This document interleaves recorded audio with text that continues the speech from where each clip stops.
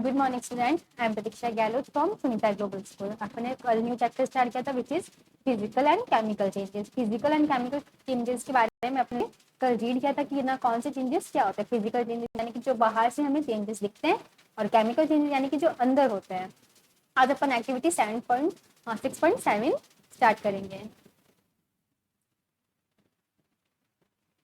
देखो, dissolve about a teaspoon full of copper sulphate, यानी कि आपको क्या करना है, कॉपर सल्फेट लेना है in about half a cup of water in a glass tumbler of a beaker, यानी कि आधे कप पानी में अपन को बीकर के अंदर कॉपर सल्फेट डालना है। Add 2 drop of dilute sulphuric acid to this solution. You should get a blue colour solution, यानी कि अपन सबको मिक्स करेंगे तो अपन को कौन सा सॉल्यूशन मिलेगा, ब्लू कलर का। Save a sample of the solution in a test tube or small glass bottle. तो आपको ना थोड़ा सा उसमें से सैंपल लेना है। Drop nail or use to cherry blade into the remaining solution. और जब अपन ने सॉल्यूशन निकाल दिया था तो जो पीछे सॉल्यूशन बचा ना उसमें अपन क्या डालेंगे, या तो आप एक ड्रॉप डालना नील की, नेल इन द सेंस कि ना वो जो कील होती है ना उसको अंदर ड्रॉप कर देना, या फिर आप ब्लेड ले सकते हो जो शेविंग में यूज होती है, उसको जो रिमेनिंग सॉल्यूशन है उसमें डाल देना, ड्रॉप कर देना। Wait for half an hour or so. Observe the color of the solution, compare it with the color of sample solution saved separately।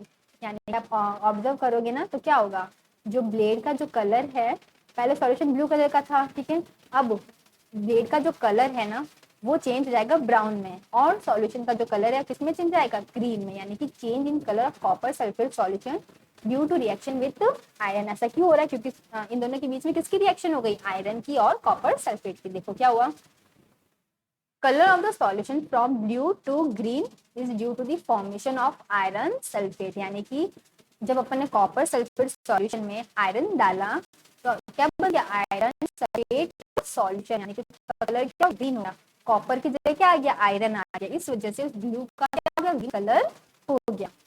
A new substance, यानी कि न्यू अलग सा सब्सटेंस बन गया।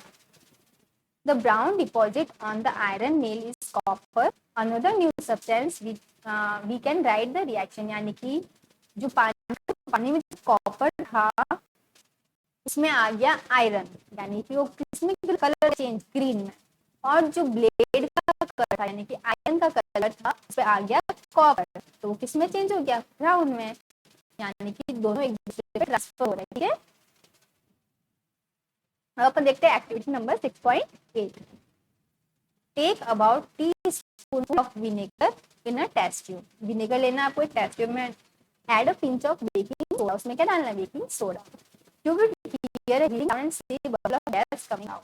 जब आप है ना विनेगर में थोड़ा सा बेकिंग सोडा डालोगे ना तो उसमें से झाग आएगा, यानी और उसमें ऐसे हीजिंग की साउंड आएगी, जैसे जब अपन सोडा पीता है, ठीक है, इनो डाल के पीते हैं तो उसमें से कैसे आवाज आती है, वैसे ही इसमें भी आवाज आती है। Pass this gas to prepare lime water. अपन को जो गैस बनी थी इसको किसमें पास करना है, लाइम वाटर में। Do you see any change in the colour of the solution, क्या आपको कुछ चेंज दिखा।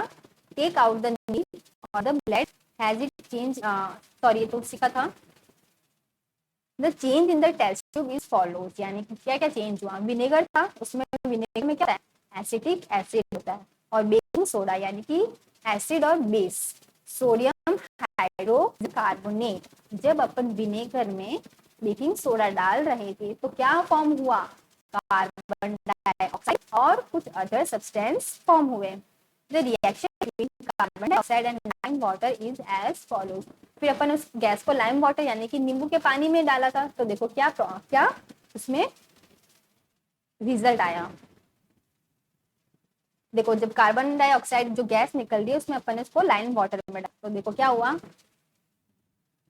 Carbon dioxide plus lime water मिलके क्या बनाएंगे, कैल्शियम कार्बोनेट और वाटर। कैल्शियम कार्बोनेट कैसा होता है, थोड़ा सा मोटा टाइप होता है। When carbon dioxide is passed through lime water, calcium carbonate is form which make lime water milky.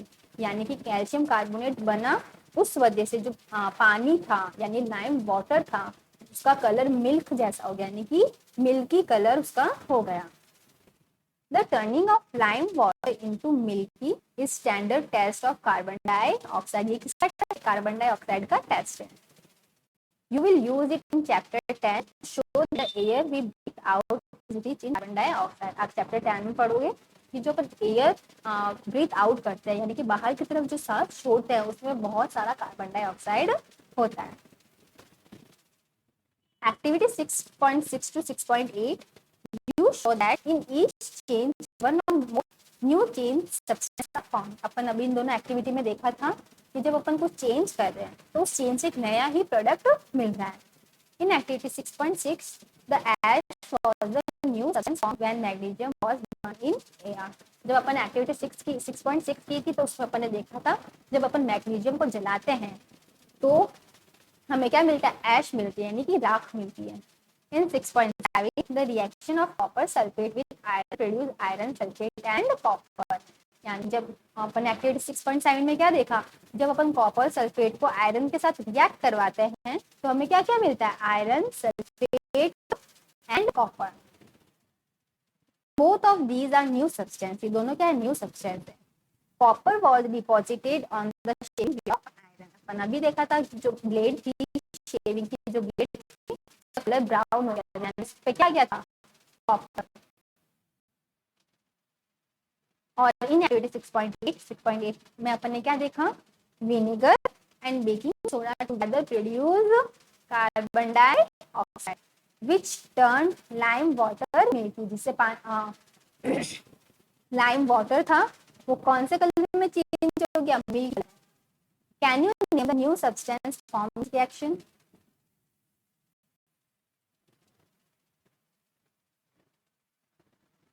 देखो अब केमिकल चेंज की डेफिनेशन क्या है, देखो इसको अच्छे से पढ़ना, इसको मैं हाईलाइट कर रही हूँ। A change in which one or more new substance are formed is called chemical change. यानी कि केमिकल चेंज क्या होता है, वो चेंज जब अपन रिएक्शन करवाते हैं तो जो प्रोडक्ट में बनता है या फिर कोई न्यू सब्सटेंस फॉर्म हो जाता है, उसी प्रोसेस को क्या बोलेंगे, chemical change. Chemical change is also called as chemical reaction. अपन केमिकल चेंज को क्या बोल सकते हैं, और chemical reaction. Chemical change are very important in our life. All new substance are formed as the result of chemical changes. यानी कि chemical changes की वजह से ही अलग अलग न्यू सब्सटेंस बनते हैं। जैसे कि digestion of food in our body, अपनी बॉडी में जो फूड का डाइजेशन होता है वो भी क्या है, केमिकल चेंज है। राइपनिंग ऑफ फ्रूट यानी फ्रूट का पकना भी क्या है, केमिकल चेंज है। फर्मेंटेशन ऑफ ग्रेप्स, ग्रेप्स को जब फर्मेंट करते हैं वो भी क्या है, केमिकल चेंज है। और भी ऐसे बहुत सारे एग्जांपल्स हैं। Happen due to series of chemical changes. A medicine is the end product of chain of chemical reaction. जो मेडिसिन होती है ना वो केमिकल चेंजेस का लास्ट प्रोडक्ट होता है। Useful new material such as plastic and detergent are produced by chemical reaction. यानी कि ऐसी चीजें जो अपने लिए यूजफुल होती है जैसे कि प्लास्टिक है, डिटर्जेंट है, ये भी क्या है, केमिकल चेंज है। Ended every new material is discovered by studying chemical changes. और अपन जैसे जैसे पता डिस्कवर करते रहेंगे चीजों को, वैसे वैसे हमें पता चलेगा कि ये भी क्या है, केमिकल चेंज है। We have seen that one or more new substance are produced in a chemical change। अपन ने देखा था कि जो केमिकल चेंज होता है उसमें एक या फिर एक से ज्यादा न्यू सब्सटेंस फॉर्म होता है। In addition to new product the following may accompany chemical change, जैसे कि heat, light or any other radiation may be given of या फिर ऑब्जर्व। यानी कि जब केमिकल चेंजेस होते हैं तो उसमें या तो हीट या तो लाइट या फिर रेडिएशन या तो एब्जॉर्ब होंगे या फिर वो बाहर निकालेंगे। साउंड रिलीज होगी और चेंज इन स्मेल में टेक प्लेस और अ न्यू स्मेल में भी गिवन ऑफ। या स्मेल में चेंज हो जाएगा या फिर न्यू स्मेल फॉर्म होगी। अ कलर चेंज में टेक प्लेस, जब भी केमिकल रिएक्शन होगा उसमें कलर भी चेंज होगा। और गैस में भी फॉर्म, यानी कि गैस होगी वो भी फॉर्म होगी। Let us look at some example. You saw that burning of magnesium ribbon is a chemical change. आपको पता है कि जो बर्निंग होती है मैग्नीशियम रिबन की, वो क्या है, केमिकल चेंज है। बर्निंग ऑफ कोल, वुड और leave is also chemical change.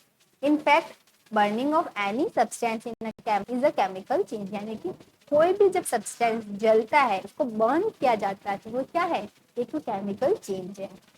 Burning is always accompanied by production of heat, यानी कि बर्निंग से क्या होता है, हीट का प्रोडक्शन होता है।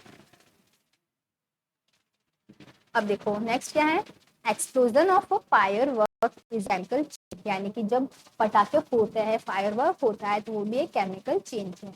You know that such an explosion produce heat, यानी कि जब अपन देखते हैं जब पटाखे फूटते हैं तो उसमें से क्या क्या निकलता है, तो ऑब्वियसली वो गर्म है तो हीट निकलेगी, उसमें से अपन को लाइट दिखती है, साउंड आता है और एक अलग सी स्मेल आती है। दैट पॉल्यूट द एटमोस्फेयर, जो कि एटमोस्फेयर को क्या करती है, पॉल्यूट करती है। That is why you are advise not to play with firework, इसीलिए आपको बोला जाता है कि हमें ज्यादा पटाखे नहीं फोड़ने चाहिए। When food gets spoiled, it produces a foul smell. आपको पता है जब खाना खराब हो जाता है तो उसमें से एक अलग सी स्मेल आती है। Shall we call this change a chemical change? क्या अपन उस चेंज को केमिकल चेंज बोल सकते हैं? हाँ बोल सकते हैं। You must have noticed that a slice of an apple acquires a brown color if it's not consumed immediately. आप सबको पता है अगर अपन एप्पल को एक बाइट करते हैं फिर उसको स्लाइस कर देते हैं तो अपन उस स्लाइस करने के बाद में उसको अगर अपन खाएंगे नहीं तो ब्राउन कलर आ जाएगा उसका एप्पल का, है ना, आता है ना। क्यों होता है, क्योंकि उसमें केमिकल चेंज हो रहा है। If you have not seen this change in color, cut a fresh slice of apple and keep it away from some time. Repeat the same activity with the slice of potato or brinjal. The change of color in these is due to formation of new substance. इनमें colour का change क्यों आता है, क्योंकि एक नया substance बनना form हो जाता है। Are not these chemical changes chemical changes, अरे क्या केमिकल चेंजेस ही है।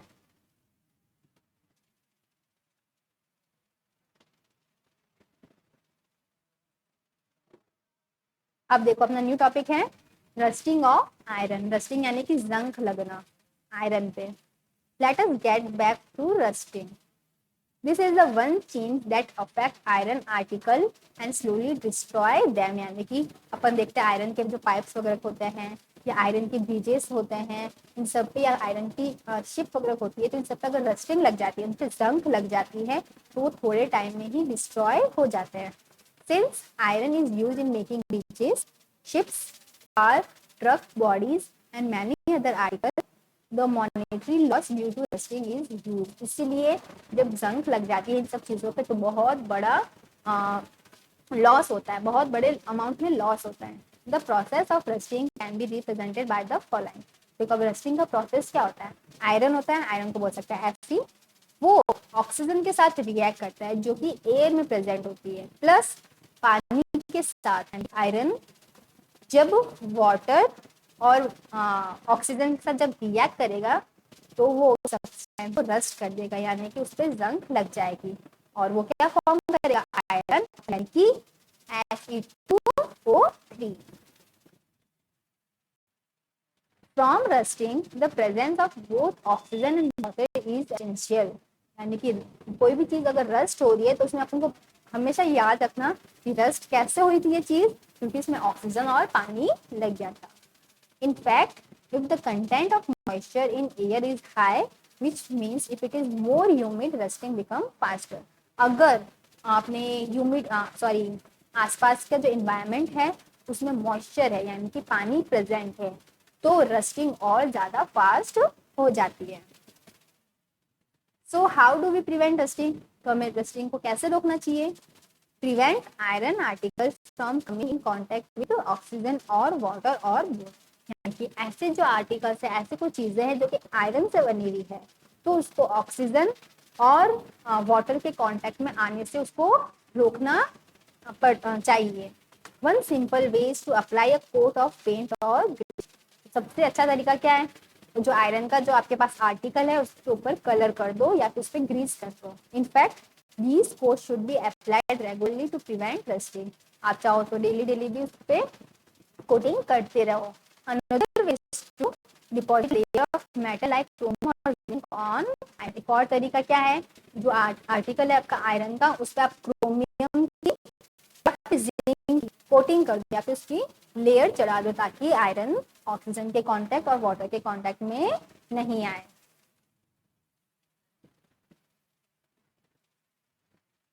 The process of deposit a layer of zinc on iron is called galvanization।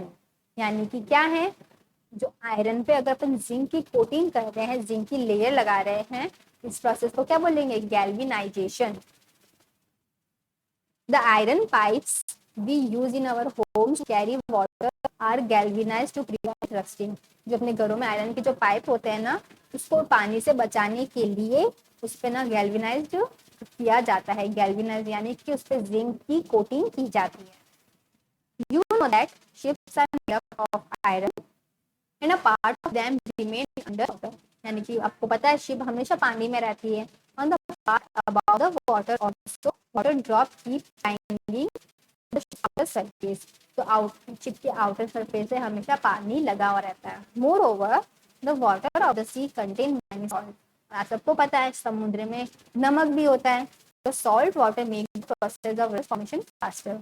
तो जो अगर नमक का पानी होगा ना, तो वो शिप को और ज्यादा खराब करने में हेल्प करेगा। Therefore ships suffer lot of damage from rusting in spite of being. इसलिए बहुत सारे शिप्स ऐसे सफर करते हैं। इसलिए क्या किया जाता है, शिप्स को पेंट कर दिया जाता है। So much so that the friction of ships iron has every year. यानी कि और क्या किया जाता है, जो अपन को लगता है, उनको लगता है कि जो शिप का जो पार्ट है वो खराब होने वाला है, तो उसको चेंज भी कर देते हैं और उस पर हर साल उसका वापस रिनोवेट करता है। अब का नेक्स्ट टॉपिक है 6.4 विच इज क्रिस्टलाइजेशन। जो क्रिस्टलाइजेशन टॉपिक है इसको अपन अपनी नेक्स्ट क्लास में देखेंगे और इसके साथ अपन क्या देखेंगे, उसके क्वेश्चन आंसर्स। तो आज अपन ने चैप्टर में क्या क्या रीड किया, सबसे पहले रस्टिंग ऑफ आयरन, फिर अपन ने कुछ एक्टिविटीज देखी थी कि जो रिवर जिसमें कलर का चेंज होता है, क्या क्या प्रोड्यूस होता है, केमिकल चेंजेस में क्या क्या होना चाहिए, जैसे कि लाइट होती है, हीट होता है, आवाज़ होती है, साउंड होती है, सारे होते हैं। और अब केमिकल चेंज डेफिनेशन देखी थी, फिजिकल चेंज अपन ने कल देखा था, और कलर कैसे एक में से दूसरे में ट्रांसफर होता है, आयरन कॉपर में से कैसे निकलता है, कॉपर आयरन में से कैसे डिजॉल्व हो जाता है। ये सारे आज अपन ने इस चैप्टर में देखे थे। कल अपना ये चैप्टर कंप्लीट हो जाएगा, तो आप इसके क्वेश्चन आंसर्स भी नोटबुक में कर लेना। तब तक के लिए stay home, stay safe, good bye.